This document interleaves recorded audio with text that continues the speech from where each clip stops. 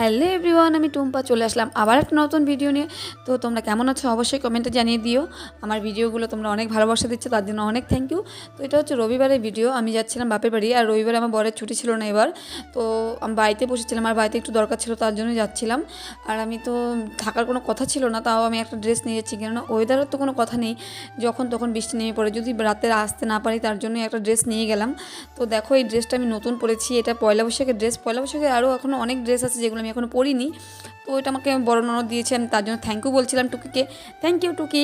আর আমাকে এই ড্রেসটা পরে কেমন লাগছে অবশ্যই জানিও। এই কালারের ড্রেস আমি এবার প্রথম পরলাম, তো আমি প্রপার রেডিও হয়ে গেলাম। তো আমি এখন ভিডিও কল করে আমার বরকে দেখাচ্ছি যে কেমন লাগছে। আমার বর বলছে আমি নাকি নতুন নতুন ড্রেস শুধু পরেই যাচ্ছি।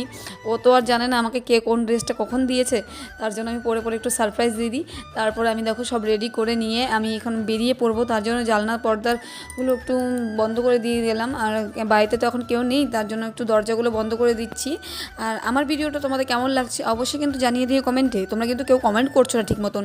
তারপর দেখো বেরোনোর আগে আমি গিয়ে একটু ঠাকুর ঘরে প্রণাম করে নিলাম। সকালবেলা তো স্নান করে একবার প্রণাম করেছি, তার জন্য আবার বেরোনোর আগেও আবার প্রণাম করে নিলাম। তারপর আমি চলে গেলাম আমার বাপের বাড়িতে। সেদিন তো ছিল প্রচুর গরম, কিন্তু রোদ ছিল না, গরমটা প্রচুর ছিল। তারপরে আমি গিয়ে তো দেখি আমাদের বাড়ির অবস্থা অন্যরকম, কেননা আমার বাবার ঘরে খাটটা কমপ্লিট ছিল না, তো সেটাই কমপ্লিট করছিল আমার বাবা। আর আমার বাবা করে এই যে প্লাইউডের কাজ, তো আমার বাবা একাই করছিল এগুলো, শুধু সাথে একজন হেল্পার ছিল। তো যাই হোক, বাবা কাজ করছে করুক, আমি এখানে গিয়ে বাড়িতে গিয়ে তো আর আমি ঘরে বসে থাকি না, তো আমি ঘুরতে থাকি।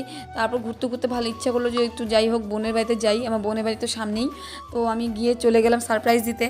তো গিয়েই তো দেখছি মাসিমা কাজে ব্যস্ত, তো আমি গেলাম দেখে হচ্ছে কাজ ছেড়ে দিয়ে আবার আমার সাথে বসে পড়লো গল্প করতে। আর মাসিমা বানিয়েছিল সকালবেলা কারি, তার জন্য আমাকে এক বাটি দিয়ে দিল যে টেস্ট করো কীরকম হয়েছে। তো ভালোই হয়েছে, আমি তো প্রথম খেলাম, তো ভালোই লাগলো। আমি হচ্ছে যেই কালার ড্রেস পরেছি সেই কালারের কারি দিয়েছে। তো যাই হোক, আমরা সেটা গল্প করছিলাম, গল্প করতে করতে আমি চলে গেলাম তাদের বাড়ি অতিথিকে দেখতে। দুদিন জন্য ঘুরতে এসেছে। আর তারপরে যে দুপুরবেলা গাছগুলো দেখে একদম মরে গেছে, তার জন্য আবার সেই মাসিমা জল দিয়ে দিল। তারপরে আমাকে এখানে না খেতে আসতেই দিবে না, তার জন্য বসে পড়লাম। আমি এখানে সোয়াবিন তরকারি দিয়েছিল আর পটল ভাজার ডাল করেছিল, অবশ্যই ভিডিওতে দেখেছো মাসিমার ভিডিওতে। আর তারপর খাওয়া দাওয়া করে আমরা বিকালবেলা এখানে একটা রিল বানিয়ে নিলাম।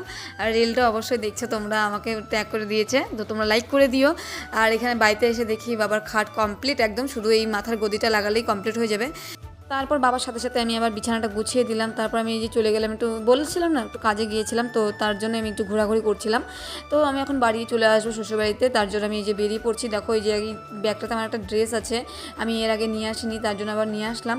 আর অনেক দিন পরে বাল্মীকি স্কুল মাঠে দিয়ে আসছিলাম, তো তার জন্য দেখি এখানে ঘেরা দিয়ে দিয়েছে।